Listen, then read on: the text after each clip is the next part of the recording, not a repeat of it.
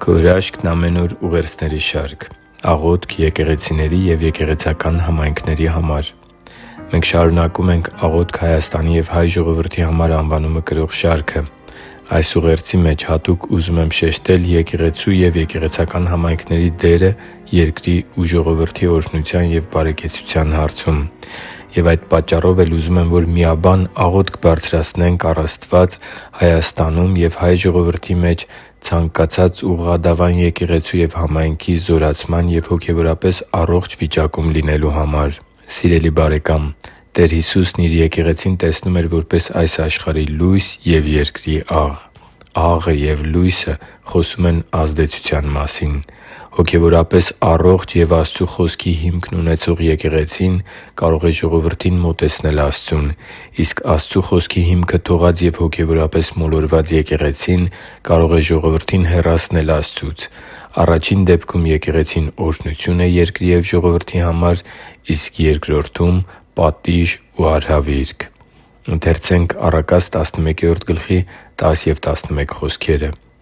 «Արդարների հաջողակությամբ քաղաքը կհրճվի, իսկ անիրավների կորստի ժամանակ ցնծության ձայն կլինի։ Ուղղամիտների օրհնությամբ քաղաքը կբարձրանա, բայց անիրավների բերանով կկործանվի» (Առակաց 11:10-11)։ Նախորդ ուղերձի մեջ մենք տեսանք, որ Աստված սպասում է ժողովրդի դարձի գալուն, որպեսզի բժշկի երկիրը։ Սակայն այդ դարձն անհնարին է առանց եկեղեցու փոխանցած ճշմարիտ վարդապետության և հոգևոր ուսուցիչների ու առաջնորդների օրինակելի կյանքի։ Եկեղեցին է, որ պատասխանատու է երկրի ու ժողովրդի հոգևոր վիճակի համար։ Եկեղեցու առողջ լինելուց է կախված երկրի օրհնությունն ու Տեր Աստծու բարեհաճությունը ժողովրդի հանդեպ։ Աստծու համար թանկ ու սիրելի՛ զավակ, չափազանց կարևոր է, որպեսզի մենք ոչ թե քննադատենք եկեղեցիներն իրենց սխալների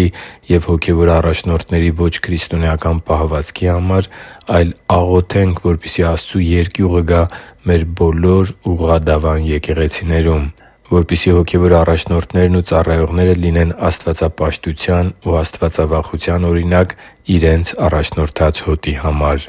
Առաջարկում եմ աղոթել ինձ հետ միասին այս աղոթքով.